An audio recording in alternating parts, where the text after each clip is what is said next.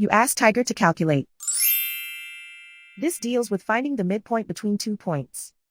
The midpoint between the 2 points is -25, -48. Let's solve it step by step. Plot the 2 points and calculate the midpoint using the formula. The coordinates of point 1 are, x1 equals -3, y1 equals -30.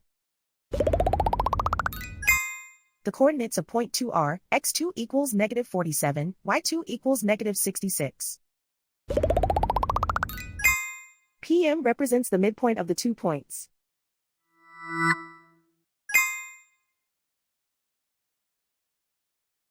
Use the x values in the midpoint formula to find the midpoints x. x1 equals -3. x2 equals -47. Simplify the arithmetic.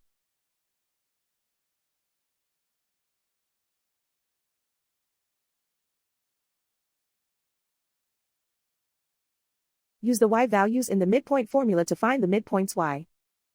y1 equals -30.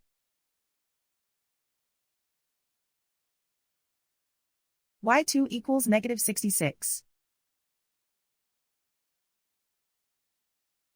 Simplify the arithmetic.